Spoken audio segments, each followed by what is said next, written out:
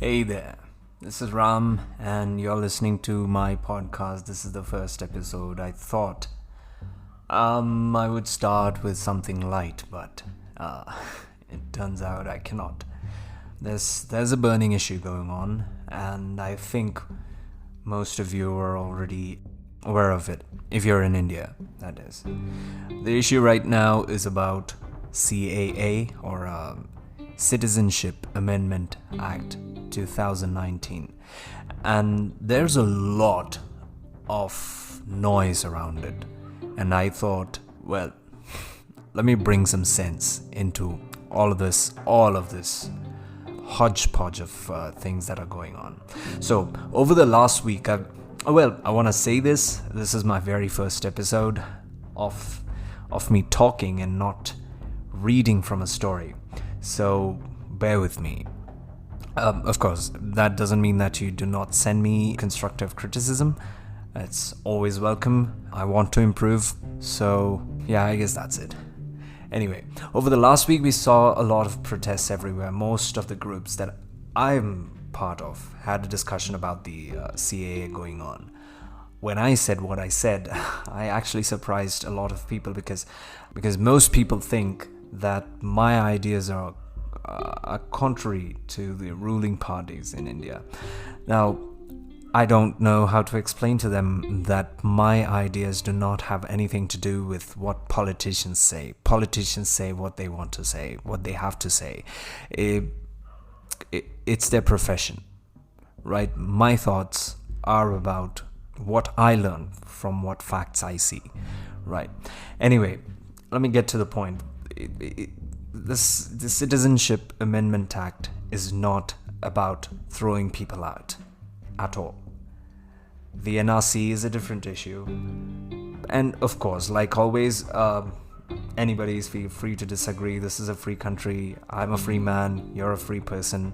Very likely a free person. So you're allowed to disagree. But this is what I see in the Citizenship Amendment Act. And, well, this is it. So, buckle up. This is an interesting ride. The first thing is, who are the citizens of India?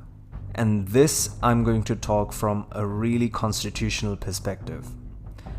Now, to know what's going on, what the Constitution says about citizenship, because citizenship is something that I've taken for granted. Because I was born in India, I've not known any other country like I've known India, right? This is what I saw. This is my motherland. And I take my citizenship for granted. But when we talk about things like the Citizenship Amendment Act and all of the clutter that's surrounding it, we really need to establish what a citizen of India means. And to that, I felt the Constitution was the best place to get that information. And so I downloaded a copy of the Constitution of India. I got it from the website of the Legislative Department of the Ministry of Law. Now, if you would like, go ahead and download it. The link is on my blog, on the post. The post is called CAA is not about throwing people out. It's available on blog.ramiyer.me. So that's blog.ramiyer.me. Anyway, I'm going to assume that you have a copy of the Constitution. If not, pause the episode, go download it, and verify it for yourself. Part 2 of the Constitution defines who it considers a citizen of India. Now, understand that the Constitution itself came into power on the 26th of January 1950. And if you read the Article 5 of the Constitution, in plain English, it says, anyone who took birth in India since the 26th January 1950, anyone who was in India since the 26th of January 1945, or were biological children of Indian parents who were either born in India or had lived in India for over 5 years by the 26th of January, were the citizens of India. 5 years later, the Parliament enacted what is called the Citizenship Act. That's in 1955. This act actually talks about who would be the citizen of India starting 1950, because in 1950, when the Constitution itself came into power, Indians were already Indians. So the Constitution's job at that time was to define who these people were. But going forward, what happens, how people become Indian citizens, and if you're not an Indian citizen, and if you're a foreigner, how do you apply for citizenship? So these things are being talked about by the Citizenship Act of 1955. In 1987, the Parliament amended the Citizenship Act. Now it said anybody born between the 26th of January 1950 and the 1st of July 1987 was a citizen of India, apart from those that the Constitution already counted as citizens when it was formed. But now, to be a citizen of India that is going forward from the 1st of July 1987, at least one of your parents had to be an Indian. If your year of birth was 1990, for example, you would be a citizen of India if one of your parents is Indian, not because you were born in India. Not only because you were born in India. The Parliament made another amendment to this act in 2003, which said that both your parents must be Indian for you to be an Indian citizen. But what happens if your parents are not Indian and came to India in, say, 1985? Are you still an Indian citizen? Why does it matter? And that actually brings us to the point of immigration of people to India. And before I talk about immigration of people to India in the context of CAA 2019, I must talk about what religious persecution is. And this is a term that we keep hearing these days, and it's become very common. People probably understand the meaning of it, probably they don't. Anyway, so let's say that there was a country called Gamaland, and the people of Gamaland worshipped a Lomanso Gomo, their religion being Gomoism. Imagine that an Ashok Kumar, a Buddhist, is a resident of that country. He's been his entire family has been there for 7 generations. So it implies that they're naturally the citizens of that country. Now today, let's say that in Gamaland there is religious extremism, and the Gomos ill-treat Ashok Kumar and his family by, say, beating him up if he stepped out of the house, or he went outside somewhere. People just barge into his house and burn it down or something of that sort, only because he's a Buddhist, not because he's done something wrong. Even if he did something wrong, I don't think burning a house down is a good punishment, and I don't think it should be done by people. But anyway, the reason he's being beaten up is because his faith is different. This is an example of religious persecution. Now imagine that Ashok Kumar managed to escape the country and come to India.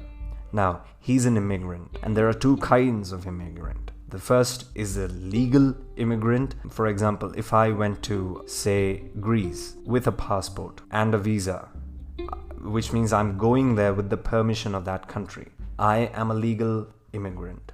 Let's say that Greece says you can come to Greece and be here for 3 weeks. If I go there and remain for 2 weeks, I'm a legal immigrant to Greece.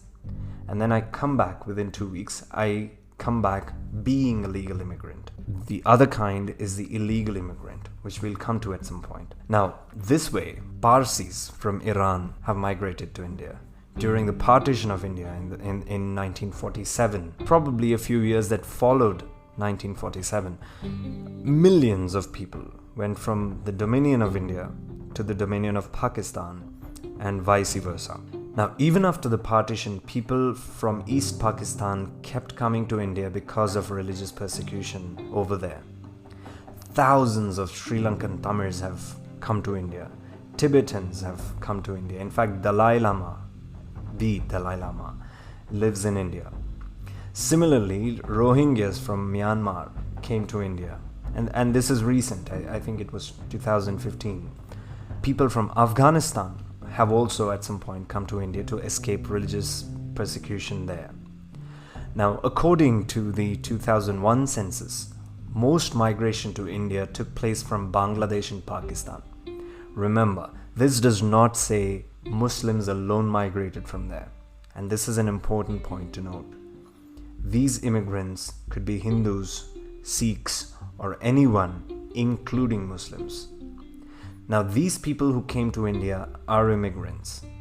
The Citizenship Act defines an illegal immigrant. That's 1B of the Citizenship Act.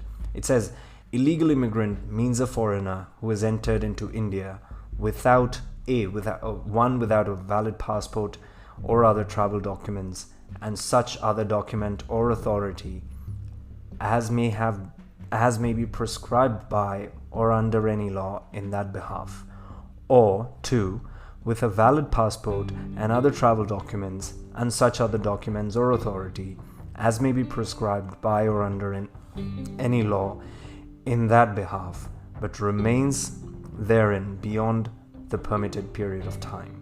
In simple English, this means someone who does not have the travel documents such as a visa, or has the travel documents but has stayed beyond the period specified in the document. The takeaway so far should be that immigrants do not automatically become citizens. They must apply for citizenship, which gets approved, and then they become a citizen. And so it naturally follows that those with valid documents will be able to apply for citizenship without much trouble. For illegal immigrants, it'll be difficult. Everything so far is fine. What follows is where the issue is. Now, what does the Citizenship Amendment Act of 2019 do? Until this point, irrespective of the religion or the country of origin, if anyone came to India without proper documents, was an illegal immigrant. Point number 1. Those with proper documents, if they wanted to become Indian, would have to stay in India for 11 years and then apply for citizenship. Now, what has happened to illegal immigrants for so long is out of scope of this episode. Basically, we're not going there yet. Okay. Now, the Citizenship Amendment Act of 2019 changes this. It says it does not matter how someone came to India from these 3 countries. I'll mention those countries. But if they came in before the 31st of December from either Bangladesh, Pakistan, or Afghanistan, and they belong to either of the 6 communities, which is Hindu, Sikh, Buddhist, Jain, Christian, or Parsi, they can get citizenship. In other words, if you came in from one of these 3 countries and you belong to one of these 6 communities and you've come 5 years ago, you can apply for citizenship. Again, you do not automatically become citizens. You still have to apply, you still have to establish that you came in before the 31st of December 2014, and you have to establish that you have come from one of these 3 countries. Also, going forward, immigrants belonging to these 6 communities, coming from these 3 countries, will have to reside in India for 5 years as opposed to 11 before applying for citizenship. Now, most people take this as the trigger, but do not jump yet. There's a lot to it. Okay. The next thing that the protesters and the TV debates keep mentioning is Article 14. Article 14 talks about equality before law. It says the state shall not deny to any person equality before the law or the equal protection of the laws within the territory of India. Now, they say, they quote this and they say, why not include Myanmar and Sri Lanka, given that Rohingya Muslims from Myanmar and the Sri Lankan Tamils are both minorities in their respective nations, and they have all been religiously persecuted. Is this not discrimination? Now, this has got nothing to do with the Constitution. The Parliament should answer its people, but this in itself is not against the Constitution. This is instead, what they say, a matter of policy, not a matter of law. Feel free to verify this against your copy of the Constitution. Article 14 actually provides for what is known as reasonable classification. If I had to say this in plain English, something of this sort. say, religious minorities from Pakistan, Bangladesh, and Afghanistan belonging to either Hindu, Christian, Sikh, Jain, Buddhist, and Parsi communities. This is a specific class of people. And also, what is important is that this in itself is not meant to divide the subjects of legislation, that is the current Indian citizens, into separate classes. Why? Because this does not talk about us in the first place. This talks about specific religious minorities from these three specific countries. If you look at it from the legal standpoint, if anything, the CAA actually relaxes the citizenship law. And it's not just me who says this. Ask any expert, any constitutional expert. They will tell you that the CAA actually relaxes the citizenship law.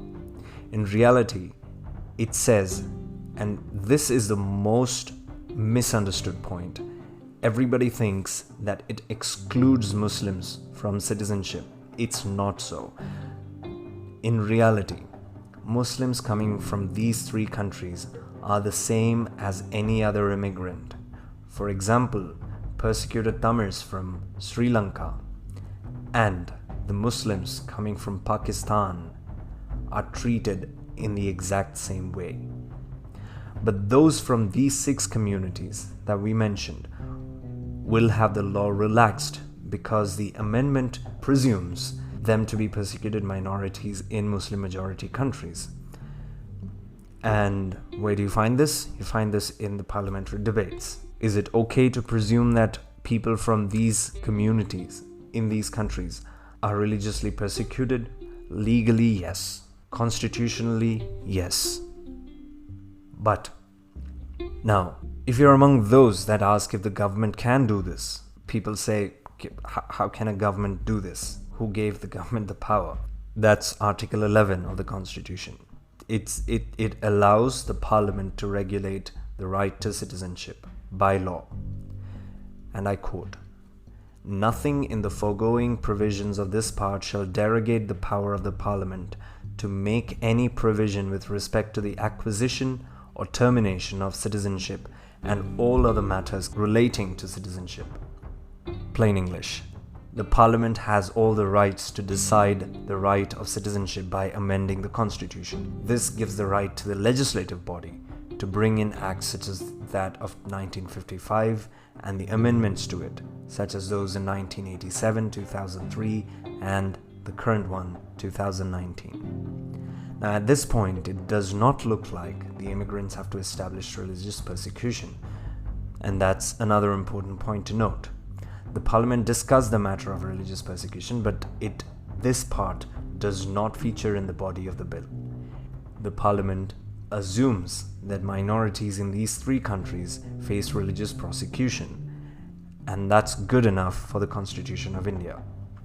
Now, given that Article 14 presumes validity, if I were a Hindu in Pakistan who wants to come to India, those opposing my citizenship have to prove that I did not face religious persecution, but I'm coming to India because, say, I love the pollution in New Delhi. Whether leaving it that way is right or wrong is not a matter of constitution. It's a matter of policy. This debate will have to be taken as a matter of policy, because by nature of our law, the accused does not have to prove innocence, but the accuser has to prove guilt of the accused. So, legally, the Parliament can make a reasonable classification by means of Article 14, which it did, and can amend the citizenship law by means of Article 11, which also it did. Legally, this is no problem. If religious persecution were a criteria of religious reasonable classification, this still means that according to the law, if you're a Hindu who migrated to India because of economic reasons, somebody accusing you of foul play has to prove it to make you an immigrant who would need to spend 11 years in India before applying for a citizenship.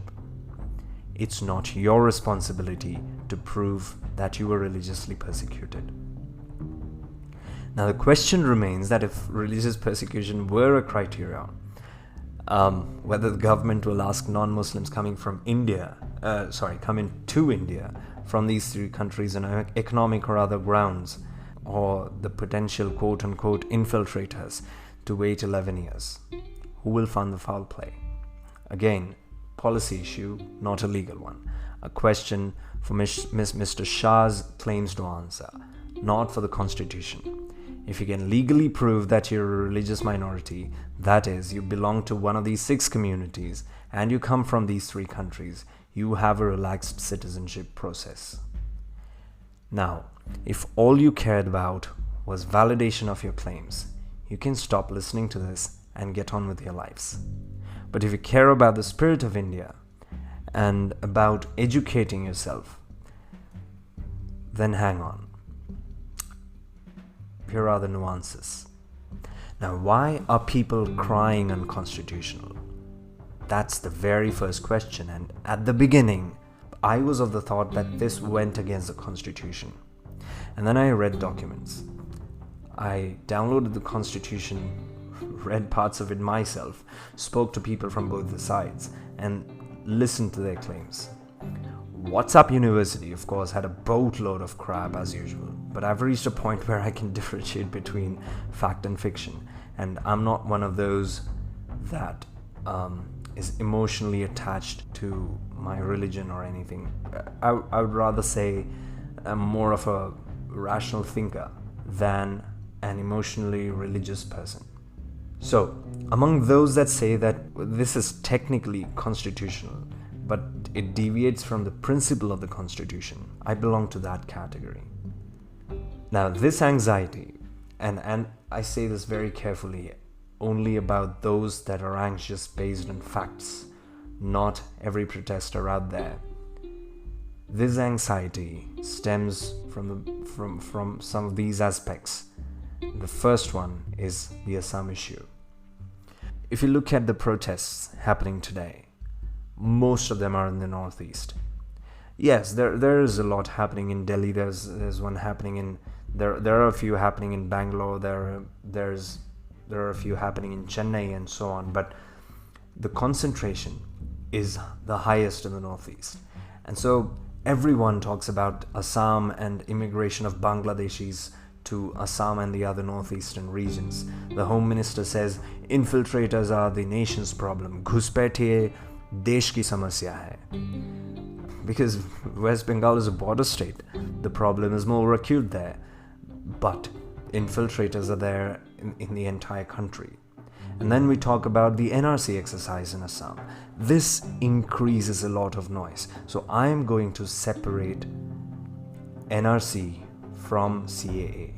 And this is how I see it for now, right? Until we establish what NRC is and what CAA is. Now, we have spoken about CAA, but what was the reason for NRC in Assam? First of all, in Assam, the issue was not religion. It never was religion. If BJP does not agree with this, it does not matter. It was never religion. The tribal people of Assam, they felt that because there was so much of influx of people from Bangladesh, both Hindus and Muslims, that their ethnic identity and that of the land was getting eroded. It did not matter to them which religion the immigrants belonged to. All that mattered to them was that the immigrants did not belong to Assam. That was the issue. Now, the Assam issue actually has come up on a large scale at least twice in the past. First, ever since the partition of India and Pakistan, the Hindus have been coming in from East Pakistan, which now is Bangladesh. These immigrants came into West Bengal, Tripura, Meghalaya, and Assam. Now, Assam had a problem that these immigrants were diluting the ethnicity of people. Even though the border share between Bangladesh and Assam is the smallest among the 4 states that I mentioned. Now, to put an end to all of this immigration, India and Bangladesh signed an agreement. The agreement said that anybody who came into Assam from Bangladesh, irrespective of the religion, since the 25th of March 1971 must go back to Bangladesh. The second time this came up was since 1978, where there was supposed to be a re-election, and we found out, basically the government found out, that the number of registered voters had shot up dramatically compared to the previous elections. The students said, well, the problem has arisen again. So they went down to the streets in protest, and the protest became a movement called the Assam Movement. And this went on for several years. In the end, in 1985, Rajiv Gandhi signed the Assam Accord with these bodies that were leading the Assam movement. And in that accord, it was declared that those who came into Assam after the 24th of March 1971 were illegal immigrants. They had to go back. After the accord, what remained was to find out who were the immigrants and who were the domiciles. The parties that were supposed to take this up, they kept promising an NRC, but it did not happen. Recently, I mean in the past few years, this issue came up again, and the Supreme Court ordered an NRC exercise. And that, as Mr. Shekhar Gupta says, through surprises. After the NRC exercise, 19 lakh people, that's 1.9 million people, in Assam were identified as immigrants from Bangladesh. This was probably still expected. What was not expected was that the majority of them were Hindus. And that brought panic. Now, this is 2019, and BJP is not alone in this. But there is no party in the entire India that has the, should I say, audacity to throw out over 10 lakh or 1 million Hindus from India saying that they are illegal immigrants.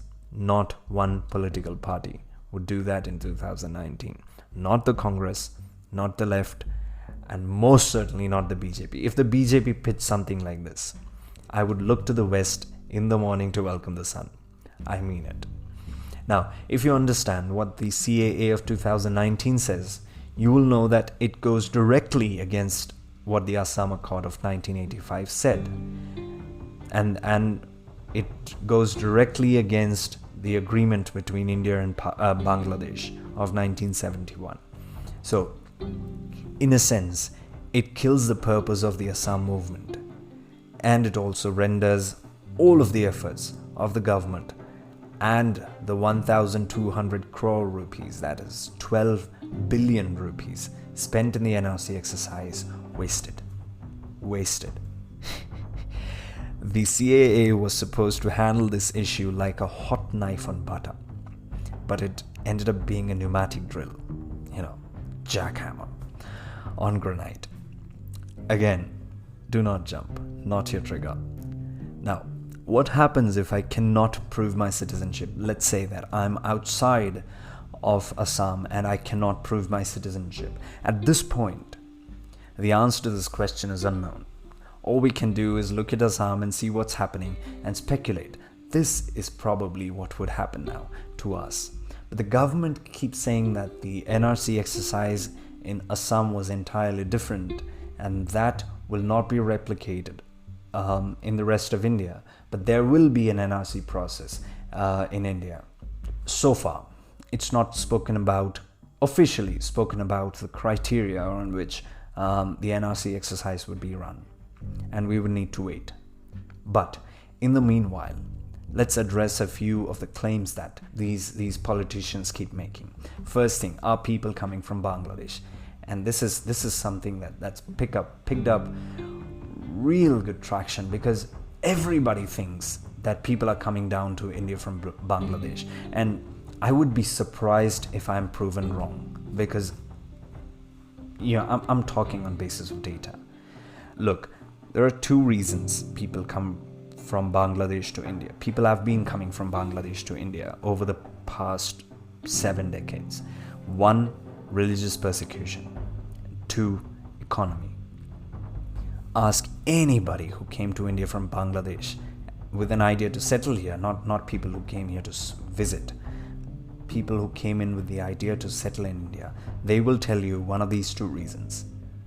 Now, the Home Minister says Bangladesh is a theocratic Islamic state, and he implies, that as a state it does not respect other religions.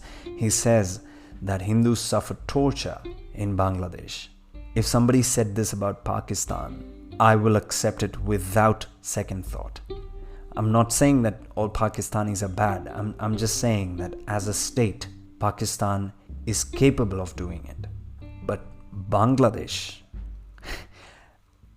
he said he read the constitution of Bangladesh, but I think he missed to read the preamble of the constitution of Bangladesh, and I quote, pledging that the high ideals of nationalism, socialism, democracy and secularism, which inspired our heroic people to dedicate themselves to and our brave martyrs to sacrifice their lives in the national liberation struggle, shall be the fundamental principles of the Constitution. Did you hear secularism? Bangladesh in 1971 declared itself a secular socialist democratic republic. India added the words secular and socialist to the preamble in 1976 through the 42nd Amendment. Now, to get this straight, Islam is the state religion of Bangladesh, but it's also a secular state that treats other religions as equal. Now, yes, there has been martial law in Bangladesh for some time, and during that time, Bangladesh was Islamized. But recently, their Supreme Court declared all the laws passed under the martial law as void. It upheld what the Constitution said, and it also prohibited the use of Sharia law. Now, that makes Bangladesh not a theocratic state. If we say that a state that enshrines secularism in the Constitution does not make them secular, we should perhaps look in the mirror before making these accusations. The second is economic refuge.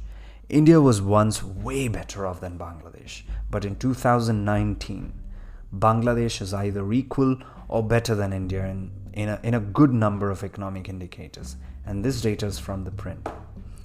Now, India, are at 4.5% GDP growth rate. Bangladesh is at 8.1. India is slightly, that's about 17% higher in per capita GDP. But Bangladesh's per capita income is 60% higher than Assam and almost the same as West Bengal. Bangladesh's female labor participation is 33%. India's is 27.2%. Certainly, women from Bangladesh are not dying to come to India for jobs. And this is another point for non-Islamism, because Bangladesh treats its women better than average Islamic states. And in the end, finally, the Global Hunger Index. India is at rank 102. Bangladesh is at 88. They are ahead of us by 14 positions.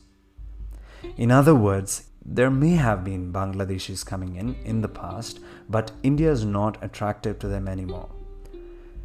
Anyway, this was mainly to call out Mr. Amit Shah for his statements on our friend nation. If you think I'm putting India down, you're part of the problem. You're not facilitating diagnosis. It's important to note, look, these things are statistics. It's not about putting one country down and taking the other up and saying one is better than the other. No, that's not the point. The point is that people from Bangladesh hardly have a reason to come to India. And that's the point of focus in this context. Now, the second question, are Muslims persecuted in Pakistan? Understand that Islam has different sects. Pakistan is, based on the ideology of the Sunni sect of Islam. Now, Understanding the intricacies of Islam is beyond me. But the fact is that the state in general cares little about the non-Sunni Muslims, Shias, Ahmadiyas. I think Hazaras are from Afghanistan, but anyway, these other sects either get the second-class treatment or they face persecution. Now you might say, so what? Why is it India's responsibility to give shelter to the Shias or the Ahmadiyas if they face persecution in Pakistan? How is that India's problem? Of course, legally. And by legally, I mean the law of India. I'm not talking about the international law, because somebody pointed out that there's something in the international law that talks about the moral obligation of the states to give refuge. I haven't read it yet, so I wouldn't be able to comment on that. I'll find it out. Maybe in a different episode, we'll talk about it. But right now, the real point is, India has no obligation to absorb anyone into its population, into its citizens. Now, today, India says that the members of these 6 religious communities from these 3 nations have a relaxed citizenship law. Tomorrow, we could say that we extend the courtesy to Rohingya Muslims, and no one else, legally and constitutionally, will be right in saying it. But the counter question, why is it India's responsibility to give shelter to anybody coming from any other country? What does it matter what religion they follow? Again, legally, India has no obligation to absorb them into the population as citizens. But the answer to why not Muslims, being Muslims do not face persecution in Pakistan, is factually incorrect. You cannot say that Muslims do not face persecution in Pakistan. They do. Now, point number 2. Given that most immigrants coming into India from Bangladesh and Pakistan, and this is based on Census 2001, India is refusing to relax the citizenship law for one part of the immigrants. Why? Of course, this is policy discussion, not a legal discrimination, but why the discrimination from even the policy standpoint in a secular state? Now, this probably disturbs a lot of people, but here it is. We are a secular state. The right-wingists, the non-secular Hindutva protecting people. I don't know what term to use for them, but they do not like the term secular. But that's not my problem. We are a secular state. The Constitution says it. That's how we were formed. India has no state religion. India was not formed by the partition. Pakistan was. And if anyone told you otherwise, they're wrong. And Mr. Shah is no exception. Those that did not believe in India's secular philosophy and believed in the Islamic philosophy went to Pakistan. The partition was not about Hindus and Muslims, but about a class of Muslims wanting a separate Islamic state on one side and everyone else on the other. The everyone else included Muslims who did not want an Islamic state. Now, that is India, my friend. It did not matter what God you believed in, or whether you believed in a God, what you ate or wore, what language you spoke, what you did for a living, or anything as crude. All that mattered was that you wanted to be free and be together, perhaps as a nation. People mattered. We Indians are not united by a religion, not by a language, not by an ideology, not by culture, not by ethnicity, not by color of the skin. We were not even a single nation to begin with. What unites us is the idea of India. This sense of oneness is despite our differences, beyond tolerance. We believe in the philosophy of inclusion. That is India. This model of oneness is magnificent, but also rather fragile in a sense, and that probably upsets more people than this makes happy. But my role is not to make you happy. A populist has to make the masses happy. And in this hunger to make the masses happy comes the game of majority. To appeal to the majority, a populist taps into what the masses like. It does not matter whether it is right or wrong. All that matters is that the masses should feel comfortable following what the populace says. So gradually, making the majority happy becomes an obsession, and as the obsession advances, the deeper the populace goes into the most basic of instincts. Today, that is fear. That is hatred. And in this race, we, along with the populist, lose sight of the sense of India and alienate a section of the society, then another, until everyone is alienated, because no one can satiate this lust. Now take a step back and think. What we fought 2 centuries for would not last one. History will repeat itself. One of my friends said India should have more nationalism to counter the division mode that we are in. He meant it in the sense of landmass. But what good is a country with an undivided landmass but divided people, resentment, and inner lines? So that brings me back to, was this amendment needed? No. Read Article 11 again and you'll know that the government can decide and declare anyone a citizen. The government can accord and revoke anyone's citizenship as it deems fit. Now, given that, what was the necessity to bring this amendment? Even as a matter of policy, why was this required? What was so pressing after all? The Sikhs, Christians, Hindus, Buddhists, Jains, Parsis from other countries wait 11 years to get Indian citizenship like everybody else. So what? You want people of these religions to feel welcome? Sure, but are others not? Should I remind you that we are a secular state? We do not do things based on religion. And what it looks like, I'm not saying this is what you're doing, but this is what it looks like. It looks like you're preferring one set of religions over another. Now, is this act discriminatory? Constitutionally? No. If you have any questions, rewind, listen to this again. But fundamentally, based on the spirit of India, yes. I quote this from the Citizenship Amendment Act.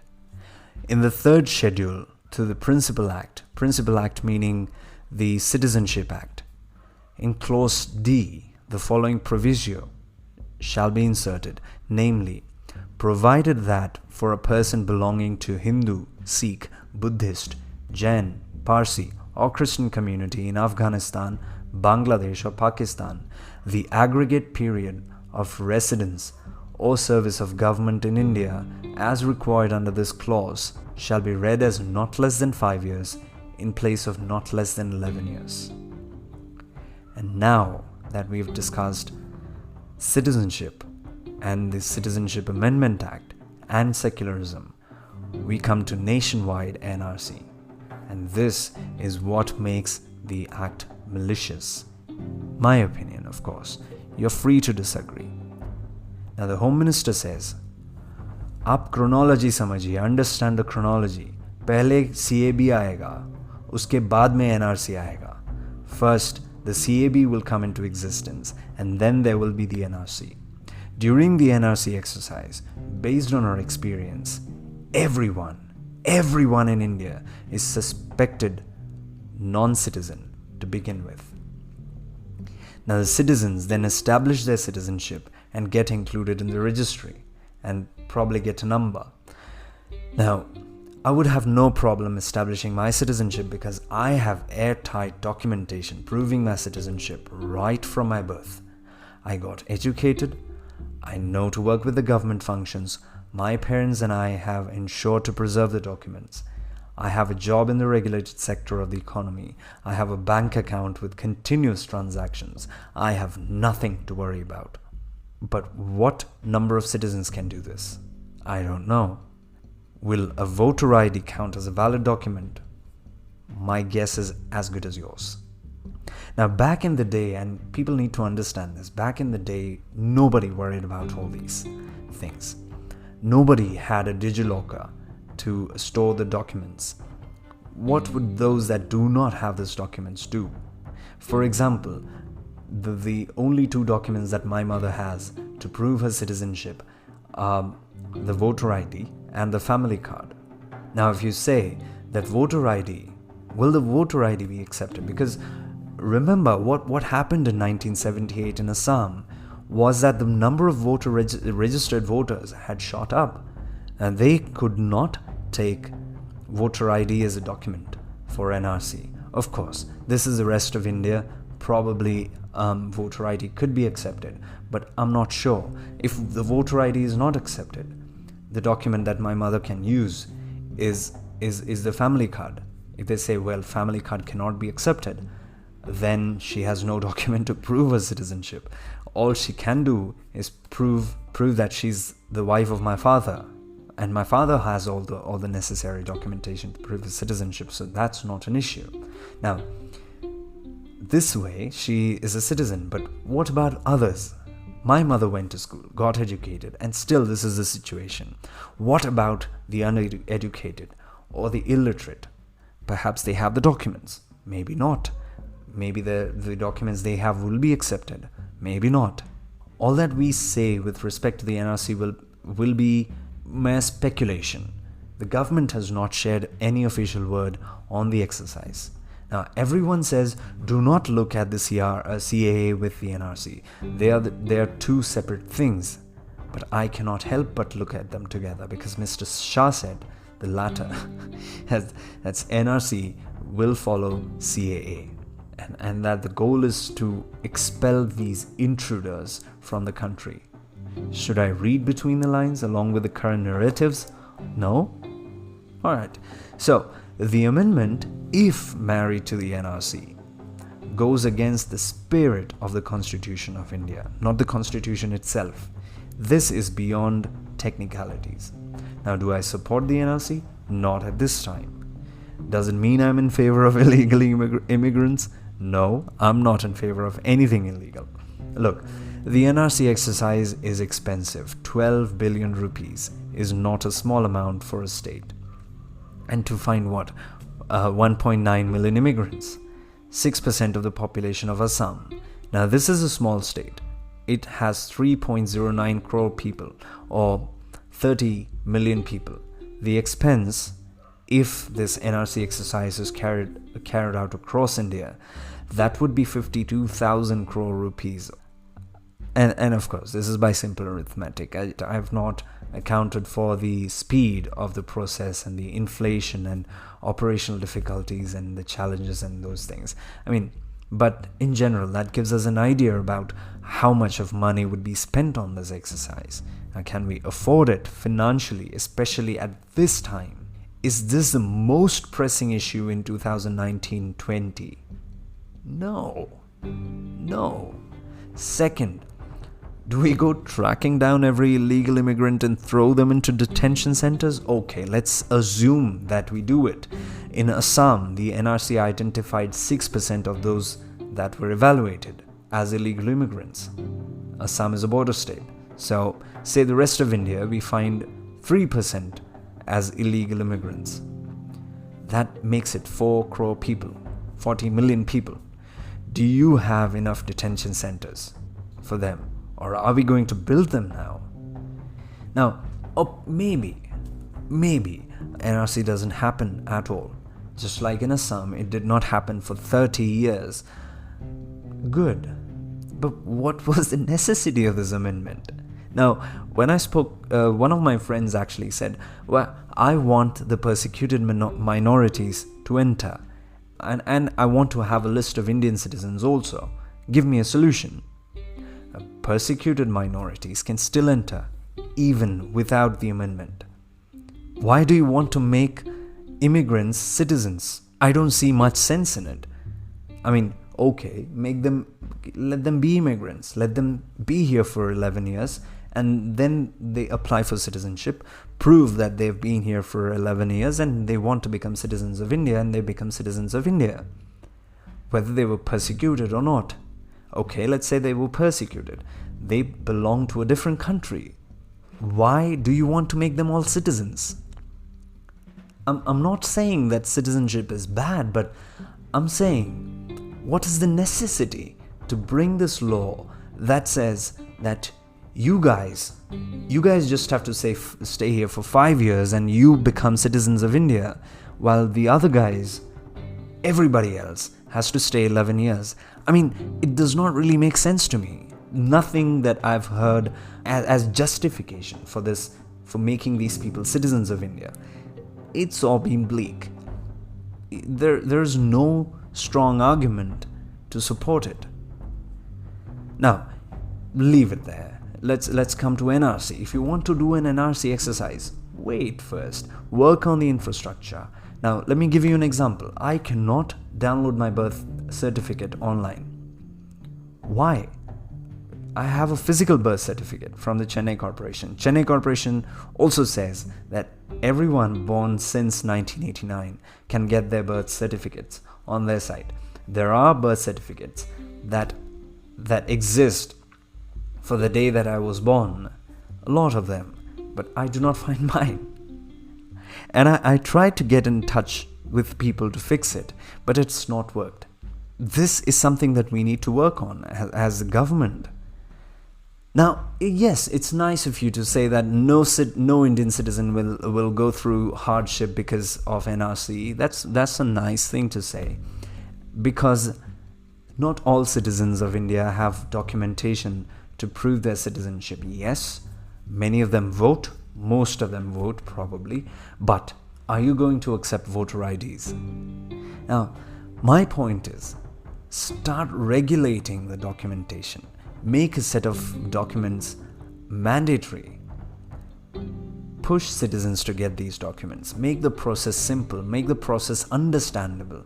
Not everybody is a Shashi Tharoor. You cannot throw legal language at people and assume that they understand. Many of us are illiterate. We do not understand legal terms. Reduce bureaucracy. Remember this, if the NRC gets introduced now, it will be another demonetization. Thought is hard and it probably does not naturally come to you. You take pride in not being an intellectual because you never disagree with yourself, but thought is necessary. This is not about the past 70 years. This is not about who is bold. This is not about power play. This is not a game in the first place. And no, I did not say that this is somehow a political party's way of taking away the voting rights of a large, unfavorable chunk of population, making the immigrant Muslims wait for 6 years, like everybody else, quote unquote, and expediting the citizenship of non-Muslim immigrants at the same time in the Bengal region before the elections to enlarge the favorable vote bank. Saying so would be highly unintellectual of me. I leave such behavior to those who can go on stage and find out by the clothing of people about what their agenda is. Anyway, long live Bharat Ganarajya, the sovereign, secular, democratic Republic of India. Thank you for listening, and I hope that I've cleared a few questions of yours. If you have any more questions, I am at the Ramayar on Twitter, or find me on Facebook. If you're a troll, I'll ignore you.